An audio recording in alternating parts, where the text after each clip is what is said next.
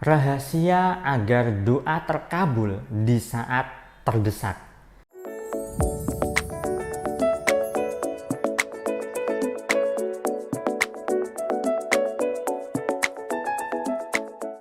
Assalamualaikum warahmatullahi wabarakatuh. Jumpa lagi dengan saya, salam dan salam berlimpah.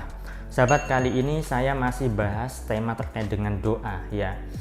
Nah, begitu banyak orang yang merasa kondisinya itu terdesak atau situasinya dirasa darurat ya, sehingga dia mengharapkan doanya itu terkabul.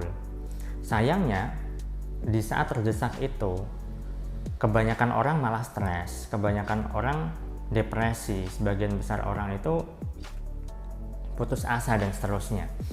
Nah, maka dari itu di video ini saya ingin bahas bagaimanakah rahasia agar doa kita bisa lebih gampang terkabul di saat situasinya mendesak, di saat Anda sudah tidak tahu harus berbuat apa, di saat Anda sudah tidak tahu jalannya sudah buntu, Anda sudah tidak tahu harus berbuat apa lagi.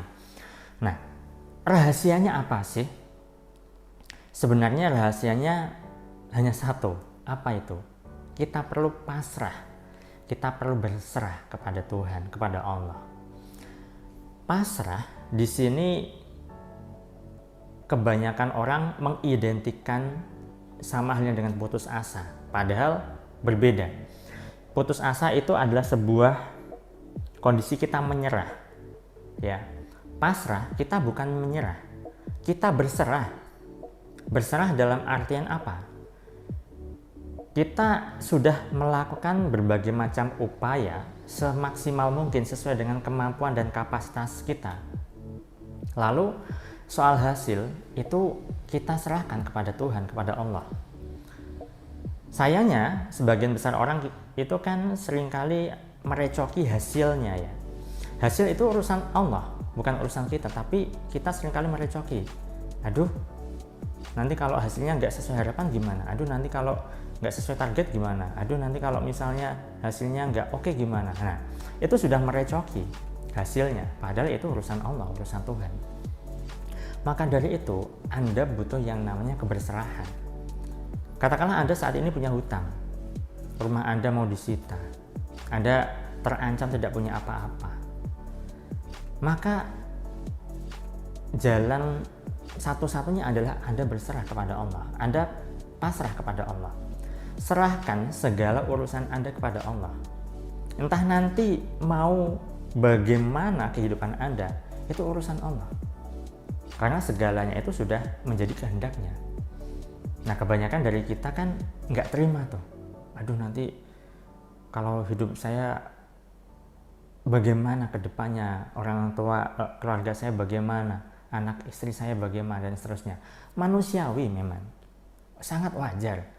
Namun ketika kita terlalu berfokus pada hal-hal yang tidak kita inginkan, justru itu akan membuat kita menderita dan akan mengundang berbagai macam kesialan dan keburukan yang lain.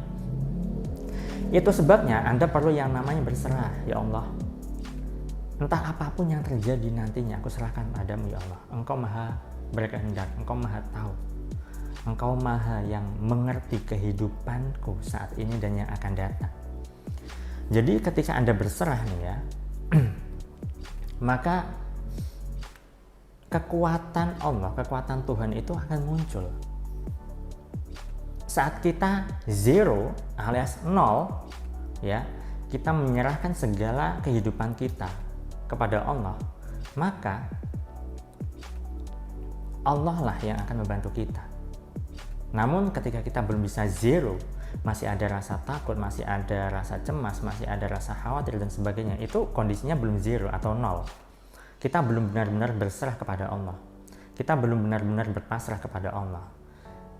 Kalau itu belum tercapai, belum berserah, ya maka kekuatan Allah tidak akan muncul dengan sempurna. Ya, bahkan Anda hanya akan dirundung oleh ketakutan, kecemasan yang semakin teramat mendalam, semakin menjadi-jadi. Maka dari itu sahabat, ketika Anda memang sudah merasa jalannya buntu, ya sudah.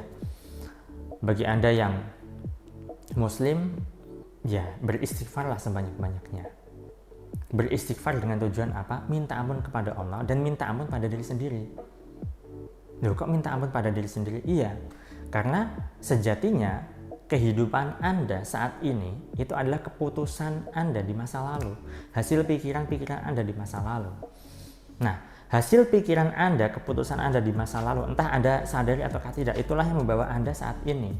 Maka, jika Anda saat ini merasa tidak baik-baik saja, artinya adalah ada kesalahan yang Anda perbuat di masa lalu, sehingga Anda perlu minta maaf pada diri Anda. Jadi Anda perlu minta maaf pada Allah dan minta maaf pada diri Anda sendiri. Kalau Anda merasa bersalah pada orang lain, ya sudah, minta maaf juga. Yang jelas adalah Anda mulai nih perbaiki diri, Anda mulai berlatih menerima, ya. Anda mulai berlatih mengakui ketidakberdayaan Anda di saat Anda benar-benar sudah tidak tahu jalan keluar atau solusinya seperti apa. Nah, saat Anda sudah berserah, saat Anda sudah pasrah, saat Anda sudah menyerahkan totalitas kepada Allah, insya Allah pertolongan Allah akan datang, sahabat. Saya rasa itu yang saya sampaikan pada kesempatan kali ini. Saya doakan agar hidup Anda berlimpah, agar Anda dimudahkan rezeki, dan agar Anda digampangkan segala hajat serta urusan Anda. Saya salam, terima kasih, dan salam berlimpah. Assalamualaikum warahmatullahi wabarakatuh.